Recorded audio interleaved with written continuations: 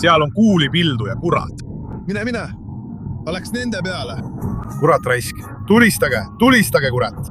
Vaata sinna. Ta läheb sisse. Ta on majja läinud. Miine, kurat. Võta. Pelses, kurat. Kurat, vaata. Ai, kurat, vaata vaid.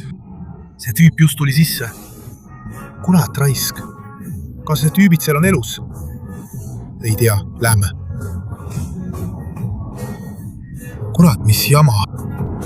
Kurat, mina, raisk, see ring. Ma olen sokeeritud. Putin elab kaotuse alla pärast seda, kui droonid sundisid venelasi Moskva strateegilisi punkte maha jätma. 20. juuli viimastel tundidel aastal 2026. Hiiglaslik Ukraina droonide laine läbis Vene õhuruumi ja tabas logistilisi rajatisi, tööstuspiirkondi ning naftaga seotud struktuure pealinna äärelinnas. Rünnak sundis töötajaid evakueeruma, põhjustas tulekahjusid Vene peamiste lennujaamade lähedal ning paljastas alandava vea Kremli poliitilise keskuse kaitses. Linnapea Sergei Sobjanin teatas, et Moskva piirkonna pihta lasti pühapäeva õhtust kuni esmaspäeva varahommikuni üle 400 drooni. Venemaa ise tunnistas, et 85 drooni jõudsid enne nende tõkestamist pealinna lähedale. Vene kaitseministeerium teatas, et erinevates piirkondades lisaks Mustale merele ja Aasovi merele tulistati alla 381 drooni. Isegi selle suure hulga hävitatud droonide juures suutis osa neist siiski tõkkest läbi murda ja põhjustada kahju piirkondades, mida kaitseb võimas Vene õhutõrjesüsteem. Domodedovo oli üks enim pihta saanud kohti. Linnas sai vigastada 7 inimest, sealhulgas 3 Hiina kodanikku pärast seda, kui droonid jõudsid tööstuspiirkonda lennujaama lähedal. Selles uues maailmas. Sa ei tea.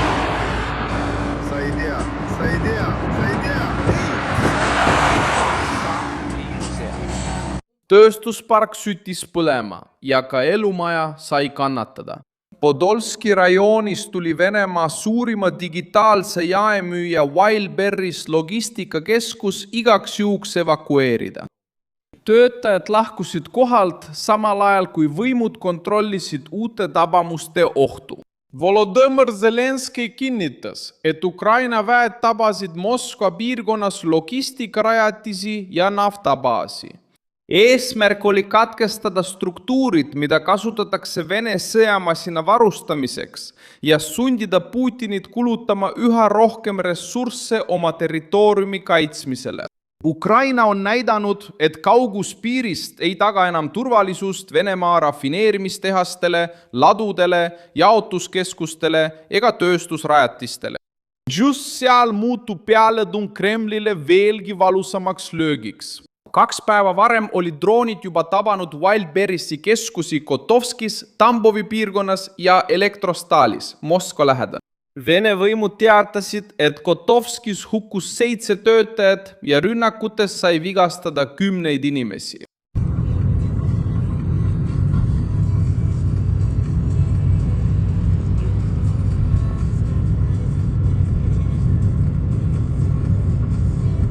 Rahvamassid töötavad. Ukraina süüdistab ettevõtet Venemaa sõjapüüdlustes kasutatavate materjalide turustamises, sealhulgas elektroonikaseadmete ja toodete tarnimises sõjas osalevatele üksustele. Dovidas Vitkauskase avaldatud pildil on näha tohutut suitsusammast Wildberriesi keskuse kohal. Tulekahju ulatus näitab, miks need laod on muutunud nii tähtsateks sihtmärkideks. Nad koondavad kaupu, sõidukeid, jaotussüsteeme ning logistikavõrgu, mis suudab materjale kiiresti üle Venemaa territooriumi liigutada. Surve kütusesektorile on samuti kasvanud. 19. juuli varahommikul tabasid droonid 3 naftahoidlat Stavropoli piirkonnas ja naabruses asuvas Vjažnikis. Kohalikud võimud kinnitasid tulekahjusid 2 tööstuspiirkonnas.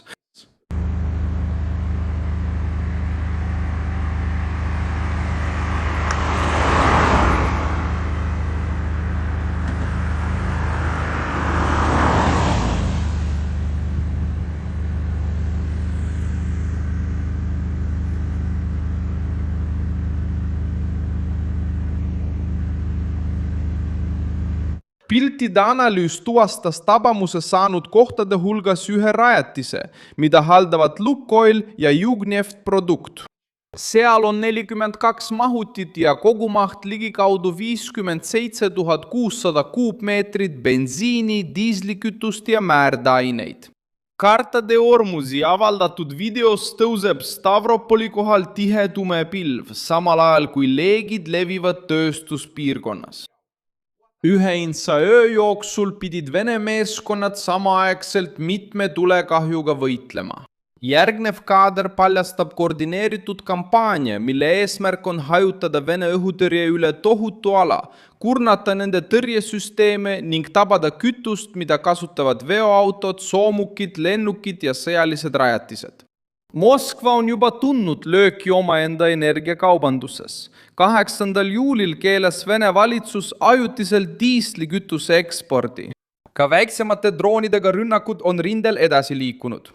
Ossint Defenderi avaldatud videos jälitab profiilide poolt Horneti droonina tuvastatud seade Ida-Ukrainas maanteel Vene õhutõrjeveokit. Veokid peavad positsiooni vahetama, et kaitsta vägesid ja varustust, kuid liikumine avab akna kiiretele droonidele, mida juhivad Ukraina operaatorid. Õhutõrje, mis peaks lennukeid jahtima, muutub ise jahitavaks maapinnal, otse maanteel. Venemaa vastas, laiendades rünnakuid Ukraina taristu ja Mustal merel toimuva tsiviillaevanduse vastu. Ukraina meresadamate amet teatas, et kaubalaev Golden Leo sai Vene vägede rünnaku osaliseks vahetult pärast Odessast lahkumist. Laev sõitis Guinea-Bissau lipu all, vedas Ukraina maisi ja selle meeskond koosnes erinevatest rahvustest. Ukraina ametivõimude sõnul hukkus 10 meeskonnaliiget ja 8 päästeti. Next avaldatud fotol on näha, kuidas suits tuleb laeva tagumisest osast. Rünnak kaubalaeva vastu, mis lahkus lahingutsoonist teraviljaga, suurendab riski tsiviiltöötajatele ja ohustab üht Ukraina peamist eksporditeed. See juhtum rõhutab ka Venemaa raskusi Ukraina droonide tõkestamisel, ilma et suurendataks vägivalda sadamate, ladude ja kaubateede vastu. Teine avatud allikate luureprofiili poolt avaldatud salvestis omistati Solonele, Zaporižja piirkonnas. Video näitaks, kuidas Vene droon tabab reisirongi vedurit. Praeguseks ei ole selle video asukohta, seadme mudelit ega täielikke asjaolusid sõltumatud allikad kinnitanud. Sellegipoolest suurendab see stseen muret rünnakute pärast raudteetaristule, mida tsiviilisikud igapäevaselt kasutavad. Samal ajal kui droonid jõudsid Moskva ümbrusesse, teatasid Ukraina väed veel ühest rängast kaotusest venelastele Zaporižjas. 225. eraldi ründepolgu sõnul võeti operatsioonide käigus, mis olid suunatud Ukraina liine salaja ületada üritanud rühmade vastu, vangi 64 sõdurit.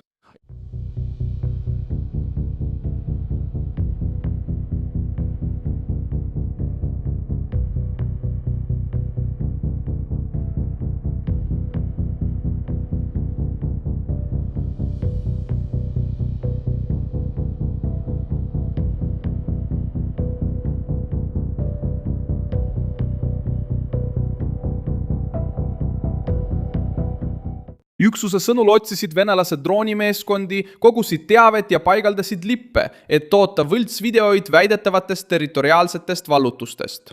Vangistamised toimusid umbes 1,5 kuu jooksul Ternuvati, Kazivitševi, Rizdivjanka, Verdnjatersa ja Vazdivizivka piirkondades. Sõjaväelased lisati vangide gruppi, kes on saadavalt tulevasteks vahetusteks. Lõpetades operatsiooni, mis pidi tootma Moskva jaoks propagandat, kus 10 mehed andsid alla ja viidi rindelt ära. Suur tänu, et vaatasite seda videot lõpuni. Toetage meie projekti ja aidake rahaliselt kasutades ekraanil kuvatavad piksvõtid. Oleme sõltumatu kanal, mille eesmärk on hoida teid tõega kursis. Teie panus aitab meil jätkata.